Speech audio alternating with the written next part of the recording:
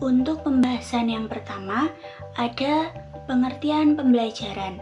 Menurut Suyadi, pembelajaran anak usia dini dilakukan melalui kegiatan bermain yang dipersiapkan oleh pendidik dengan menyiapkan materi dan proses belajar. Sedangkan menurut Yuliani Nurani, pembelajaran anak usia dini merupakan pengembangan kurikulum secara konkret, yaitu seperangkat rencana yang memuat berbagai pengalaman belajar melalui kegiatan bermain. Pengalaman belajar tersebut diberikan kepada anak berdasarkan potensi dan tugas perkembangan yang harus mereka kuasai, sehingga mendukung pencapaian kompetensi yang diperlukan pada tahap usia tersebut. Jadi, dapat disimpulkan bahwa pembelajaran anak usia dini adalah kegiatan pembelajaran yang berorientasi pada anak, dengan pengembangan kurikulum yang berupa seperangkat pengalaman belajar melalui kegiatan bermain, dipersiapkan oleh pendidik dengan menyiapkan materi dan proses belajar. Menurut Sugiono, tahun 2011, pembelajaran pada anak usia dini terdapat 5 prinsip. Yang pertama yaitu anak sebagai pembelajar aktif. Di sini, anak didorong untuk mengamati, mengeksplorasi, mencari, menemukan, mendiskusikan, dan menyimpulkan pengetahuan yang ia dapatkan. Guru berperan sebagai fasilitator yang mendukung anak, di mana ruang kelasnya didesain agar anak bebas dan beraktivitas secara langsung. Prinsip yang kedua yaitu anak belajar melalui sensor atau panca indera. Dalam hal ini, guru dapat memfasilitasi dengan menyediakan media, seperti mengenal tekstur pasir untuk menstimulasi indera peraba, menyediakan media bahan alam untuk menstimulasi indera pembau dan juga pengecap, kemudian cat tembok kelas dan alat permainan yang berwarna-warni untuk menstimulasi indera penglihatan anak, dan alat yang menghasilkan bunyi-bunyi sederhana untuk menstimulasi indera pendengaran anak. Prinsip yang ketiga yaitu anak membangun pengetahuannya sendiri. Dalam hal ini, guru dapat memfasilitasi dengan memberikan pertanyaan pemantik. Misalnya, ketika anak-anak bermain balok, guru dapat memberikan pertanyaan seperti, bagaimana ya agar balok yang kita susun ini menjadi lebih tinggi? Kemudian nanti anak yang akan menemukan solusinya. Disinilah anak membangun pengetahuannya sendiri. Yang keempat yaitu anak belajar melalui benda konkret. Sesuai tahap usianya, anak belajar memperoleh pengetahuan dari benda-benda konkret. Guru dapat memfasilitasi dengan menghadirkan benda konkret ke dalam kelas. Misalnya, ketika anak-anak ingin belajar mengenai buah apel, guru dapat membawa buah apel asli ke dalam kelas sehingga anak-anak memperoleh pengalaman belajar dengan buah apel yang asli. Prinsip yang kelima yaitu anak belajar dari lingkungan. Lingkungan merupakan guru ketiga bagi anak. Selain berinteraksi dengan guru dan teman sebayanya, anak juga belajar dari lingkungan sekitarnya. Lingkungan yang aman dan nyaman akan menjadi lingkungan yang kondusif dan mendukung anak untuk memperoleh pengetahuannya. Nah, menurut Anita Yus, pelaksanaan pembelajaran pada anak usia dini dapat dilaksanakan berdasarkan prinsip-prinsip sebagai berikut. Yang pertama yaitu berorientasi pada kebutuhan anak. Nah, setiap pembelajaran di PAUD itu harus dilaksanakan sesuai dengan tahap perkembangan, minat, serta karakteristik anak. Yang kedua, belajar melalui bermain. Bermain merupakan kegiatan belajar yang efektif untuk anak. Melalui bermain, anak dapat mengekspresikan diri, bereksplorasi, serta membangun percakapan alami. Yang ketiga, kesiapan belajar mengembangkan dimensi kecerdasan secara terpadu. Stimulasi anak harus diberikan secara terpadu. sehingga seluruh aspek perkembangan anak dapat berkembang secara berkelanjutan dengan memperhatikan kematangan, konteks sosial, dan budaya setempat. Yang keempat yaitu ada menggunakan pendekatan individual, klasikal, dan kelompok.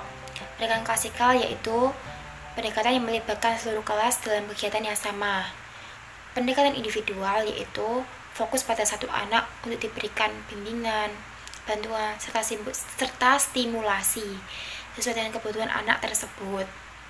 Pendekatan kelompok yaitu pendidik membagi beberapa kelompok untuk anak bekerjasama dan berdiskusi.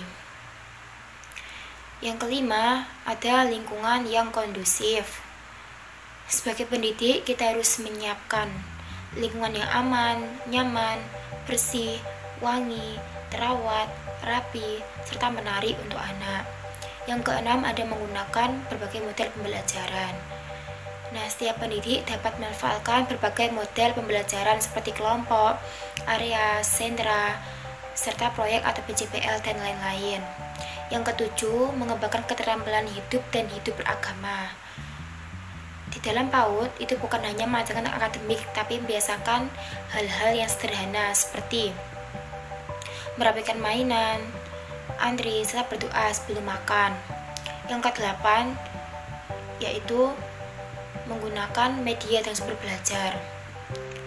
Setiap kegiatan belajar untuk mengembangkan potensi anak perlu memanfaatkan media dan sumber belajar. Media dan sumber belajar tersebut bisa didapatkan melalui lingkungan sekitar. Yang kesembilan yaitu berorientasi pada prinsip perkembangan dan belajar anak. Setiap anak dapat berkembang sesuai dengan tahapan masing-masing. Pendidik tidak boleh memaksakan anak di luar kemampuan anak, tapi pendidik harus memberikan stimulasi sesuai dengan kesiapan belajar anak. Selanjutnya yaitu karakteristik pembelajaran. Pembelajaran di PAUD seperti TK, RA, atau BA, atau KB itu perlu memperhatikan beberapa karakteristik spesifik, yaitu yang pertama, mendukung terbentuknya kesejahteraan diri anak. Nah, maksudnya yaitu pembelajaran harus membuat anak itu merasa aman, nyaman, bahagia, dan percaya diri. Yang kedua, yaitu menghargai dan menghormati anak. Nah, anak itu diperlakukan harus dengan adil, dihargai pendapatnya, serta diakui keunikannya, karena anak itu berbeda-beda. Yang ketiga, itu mendorong rasa ingin tahu anak. Nah, di sini guru itu harus menumbuhkan rasa semangat terhadap anak dalam bereksplorasi, bertanya, dan bereksperimen. Yang keempat, yaitu menyesuaikan dengan usia, tahap perkembangan, minat, dan kebutuhan anak. Nah, di sini itu kegiatannya harus disesuaikan dengan kemampuan serta ketertarikan anak. Tidak ada unsur paksaan dan tidak dipaksakan.